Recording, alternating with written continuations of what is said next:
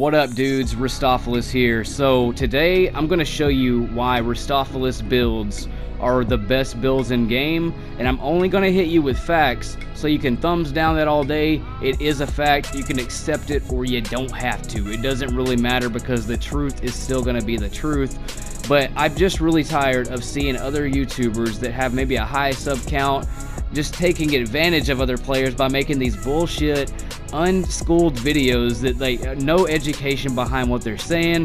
Their stats are all out of whack. All they're basically doing is they're throwing an exotic on or throwing on one perk, snipping out a few clips that looked awesome and being like, this is the best thing to have in the game. And then you see them, they have like fucking 5 or more resilience on.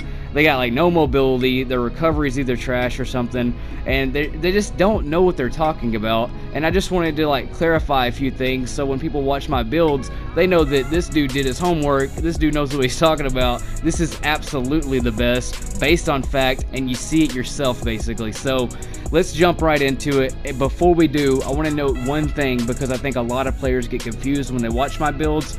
I am never talking about the gun that you use or the subclass that you use or really the exotic you use, unless I'm saying, hey, use this exotic because it helps the build out.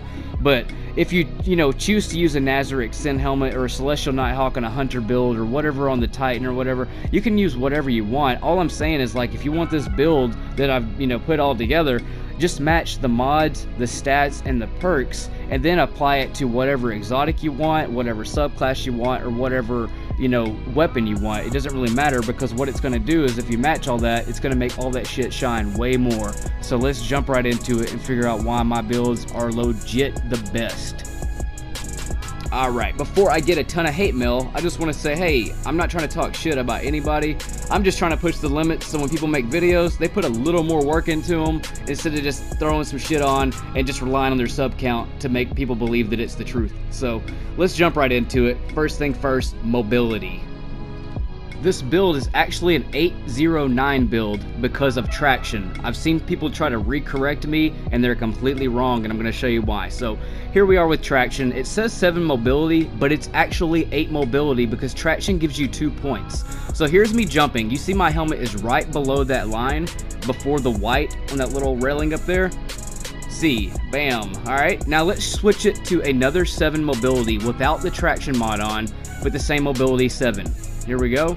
Now you see it's a little bit more under, not hitting the tip. There, you see it? Alright, now that you've seen that, now let's try it a different way. Put it back on. 7 mobility still, just to show you that it's still going higher. You see it again?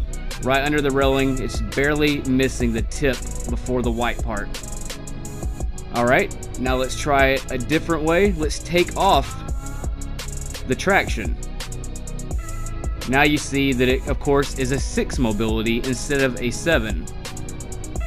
So it jumps from 6 to 8 when you have traction on. Not 7, it doesn't add 1. Now you'll see when you put traction on that it will show you on the mobility meter that it goes up 1, but it actually goes up 2 because there's a hidden stat there. There it is with just the normal 7 with no mobility. Now let's put the traction back on. Boom. And now you see it's 7 again, but we're jumping higher. That's because it's 8 mobility, 1 that shows, 1 that's hidden, adding 2 mobility. Let's jump over here so we can test it against this pottery. So you see the helmet? It goes right to the tip top of that little small plate. Right at the very top is where the tip of the helmet hits. Okay, now let's do it again. Let's take it and put it back on 7. I just want to make sure that there's no more comments about this. As you can see now, it doesn't get to the top of that small plate. It goes right below it. Alright, you're still not convinced that traction gives you 2 mobility, 1 hidden one and 1 showing. Let me show you that one more time. Because now what I'm going to do is I'm going to go to 8 mobility.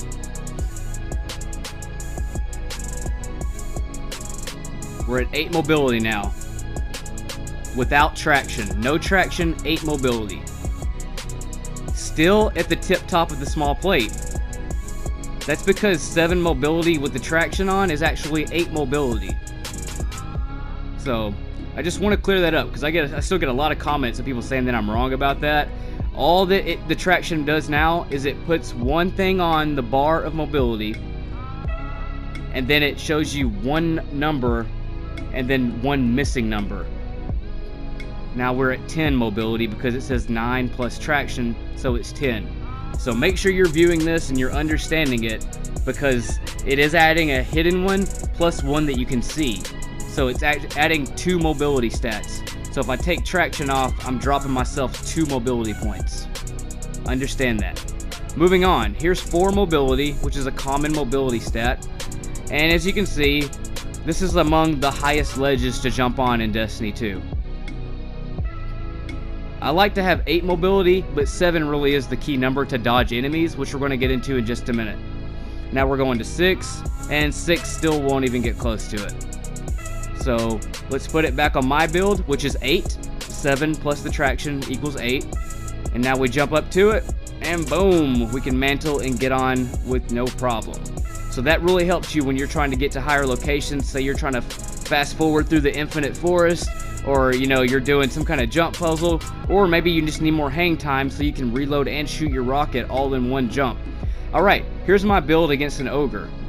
Now the way that mobility works is the more you have, the closer you can get to a target and still dodge them. So now let's change it. Let's put it on 6 mobility. You see we're getting blasted with every hit now. The magic number is 7. If you do 7, it'll barely strafe right behind you. Now here we are with 6 again. Just want y'all to see this. Alright, let's switch it up now. Let's put my build on, the 7 plus traction making it 8. And boom, let's get the hell out of dodge, because this dude can't even touch us now. He'll just hit me because I'm stuck on that rock, but as soon as I start strafing out of the way, we are good to go. Instant saved. What up? So you can do a lot of enemies like this. It's not just ogres, it's any AI in the game, except for that freaking big ass worm. You can't dodge that dude. So here's 1 mobility versus 8. We're just strafing across this railing to see how long it takes for the 1 to catch up to the 8 by the time we get to the very end of it. So check this out. I'm almost to the very end. I'm at the end. Now we have 1 mobility and it is still walking, trying to get there. So dude, you need that strafing ability, because that's going to prevent you getting shot a lot more when you have 7 and higher mobility. Now say that you're running away from like a bunch of ads, bam, there is low mobility right here. Can't even touch it. That's 1 mobility, no kind of jump height at all. Can't even reach shit, man. And then here we have the 8 mobility with ease, my dog. Super getaways anytime you need it. And it's not that like you always will need it, but it's always there when you do, you know, so that is key. Like people try to trash talk PvE and mobility, and it's actually one of the most helpful tools you can have in mobility. So anybody that's saying that, this is walking with 1 mobility.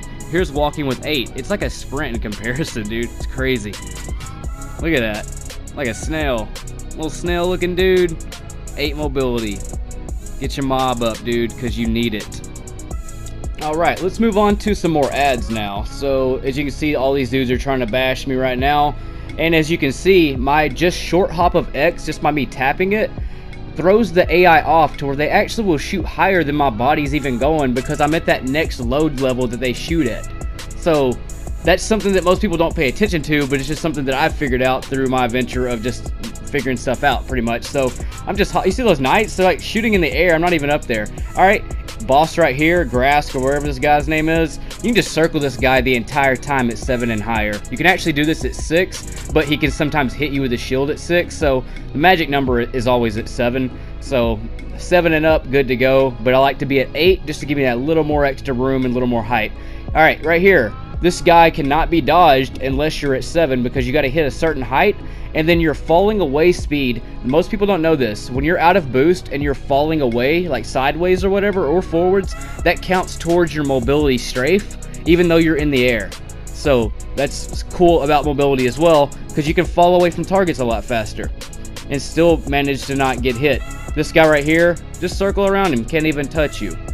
Right here, you're getting sniped by this guy, easily out of the way. The key with this guy though is you don't want to go right left, you want to go left right to dodge his snipe, because sometimes you'll get hit.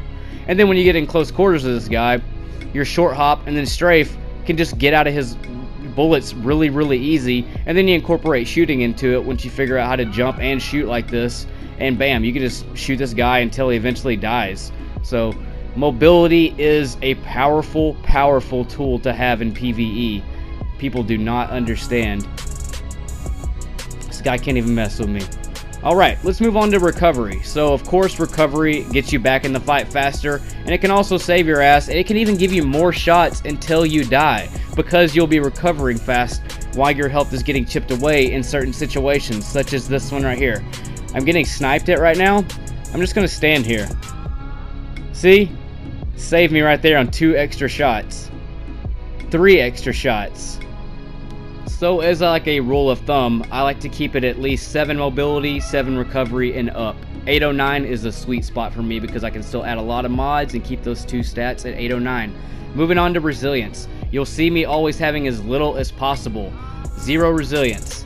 It only gives you 1 to 2 more shots once you hit 9 resilience, okay? You gotta be at 9 before you can start getting up to 2 shots. And by that time, you sacrifice so much mobility and recovery that it's not even worth it. And it does not help you in the blind well at all when you're getting burned away. And the harder hitting the enemy, the less it helps. So it only really helps when you're doing pinch enemies, like picked away enemies, like shriekers, those frisbee shooting guys, dregs, you know, things like that. The harder hitting the guy though, the less the resilience is even helping. So those people still doing like 4 resilience back when D2 launched, that stuff is, you know, that's not a thing to go by anymore. So 0 is really where I like to be. I don't even care about it because I can dodge out of the way, recover fast to gain more shots that way. Just resilience is not good. Watch my resilience PvE video. Right here, 5 mobility, needs 7 and up. Here just trying to just get around this wizard as I'm just getting pinked away. If I'd have been at 7 and higher, easily not even gotten hit. And then right here, this is with high recovery and 1 resilience on my hunter. This is the same thing I just showed you where I was getting sniped, but I was recovering before I was dying. Bam. 8 shots at 1 resilience and high recovery.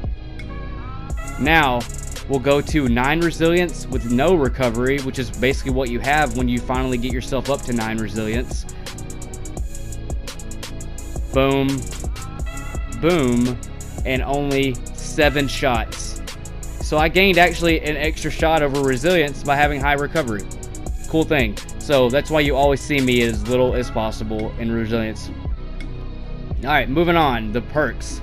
So for my helmet, I'm doing an impact mod. That takes me from 1:20 down to 1 minute. Enhanced heavy lifting and a heavy ammo finder. And the ammo finders do stack. I did test them. They guarantee stack. So enhanced heavy lifting. This is really good because you have a capability, not a guaranteed, but a capability of getting a 15 to 20 second super. And I'll show you it right here. Watch how fast my meter charges just by shooting these 2 orange bar ads. There's 2, there's 4, there goes 6, and then here comes 8. So I just shot 8 orange bar ads with rockets, and I do get a steadfast engram right here, but the charge would have been there anyways, and that would have been a 15 to 20 second if it wasn't all the way charged. It would have almost been. Alright, moving on to the gauntlets with impact induction. What that does is basically each melee hit you do will charge your grenade, will give you more charge towards that grenade. A recovery mod, 2 mobility, 2 recovery, special ammo finder. So watch this, chunk the nade. Now watch my meter build up. This is really helpful on art class, but I'm using solar right here. Watch the meter on a charged melee. That's a pretty good chunk, especially if I were to keep meleeing people. Here it goes again, 1 melee kill without it being charged. There is a slight cooldown of like 3 seconds. Sometimes it'll keep stacking and sometimes it won't. But on arc, check this out. Bam. Get my nade back, dog. That's because on the arc class, it also has a perk to where if you melee, it helps charge the grenade. So that basically doubles it. Right there again. Get my nade back, bruh. Right here, this thrall. Watch how much charge I get. I was only halfway charged, and it's basically back up. Super sick. Go ahead and dump that dude down. Good to go. Mobility height jump. Plenty of time to aim my rocket because I got that hang time. Alright, on your chest piece, 2 mobility, 2 recovery, 1 super mod, just to give you that 20-second decrease and to help along with the enhanced heavy lifting perk. And we have unflinching rifle aim, and then I like to use submachine guns a lot, so I got the reserves. Those 2 perks though, those are completely up to you. That's kind of tailored to how you play the game and what weapons you use. You don't have to use those at all. That's just, you know, personal preference for your chest piece. Just throw a super mod on it to take you from 5 minutes down to 420, plus the enhanced heavy lifting. All right, traction. We have a 2 mobility, 2 recovery, traction giving us 2 more mobility, 1 plus stat plus 1 hidden stat. Ordnance mod for grenade charge, taking us down from 120 down to 1 minute. And then the special ammo finder stacking with the gloves. So I have 2 of those stacked up. Here's traction. This is how good it turns as well. So instant turnaround. So if you're getting blasted away, you can instantly just get the hell out of there immediately and start zigzagging away or whatever you need to do. And then you take the traction off and your dude takes some wide oval turns, dude. Like, what the hell? Super wide. You can't even make the whole stair. Like, traction is just a key thing to have on a warlock, and just maneuvering and surviving and just getting around. And then when you have it mixed with impact induction, the ordnance mod, those 2 perks alone always revolve around each other, so you're getting those back fast. You also got the impact mod on your helmet, so everything is always working towards getting itself back. All right, moving on to the bond. Recovery mod, recuperation. Make sure you have recuperation, because what it does is when you touch an orb, boom, health already back. You ain't gotta wait on that shit to load back, it already goes. But when you have better already and then you touch an orb, you can still die because it starts building your health back. See how I'm getting like pinked away as I'm running off? So if my health would have been lower, or if that would have been like nightfall ads, I still could have died with better already on. So always do recuperation, and then use whatever reserves you want, but make sure and listen to this. Always use reserves over scavenger, because reserves acts as scavenger and it acts as reserves because it lets you hold more and have a chance to pick up more. So rocket reserves, basically I can pick up 3 sometimes 2, and then same thing as scavenger. Sometimes scavenger will give me 3 and sometimes 2. It's not always a guarantee with scavenger, just not like it's not a guarantee with reserves, but reserves does let you carry more and have a chance to pick up more. So whether you're doing shotgun reserves, rocket reserves, sniper reserves, do it reserves and not scavenger. Otherwise you're just cheating yourself. But anyways, dudes, I don't mean to sound harsh or blunt or whatever. It's just, you know, I got that passion, bruh. And when I know something to be 100% true and I want you to know it, that is how it is, man. And all you got to do is just put the build on, man. It does everything for you. It's designed for realistic combat and not what all these other dudes are putting out or whatever they're talking about. It's designed to keep you alive, stay wrecking, in legit realistic combat, which is how it happens. You don't need to put a ton of super mods on or a ton of grenade mods on and things like that, because if you notice when you're doing strikes, right after you use your super, you really don't need another super until you actually get your super back. So just having that one super mod with the enhanced heavy lifting especially will get you in, you know, out of those tight jams whenever you do happen to need that, you know, super during a raid with a ton of ads. Enhanced heavy lifting will charge that shit super fast. But like in strikes and nightfalls, I mean, you'll get it back right when you need it anyways. You might just get it back early if you got 5 super mods on, but it may not even been needed yet, and it normally isn't needed yet when you get it back if you have a ton of those mods on, because I tried it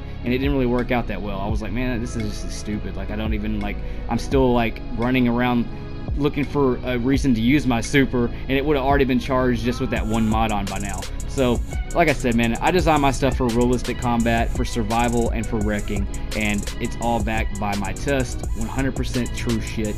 Hit that sub button and I'll catch y'all on future builds, dude. Later.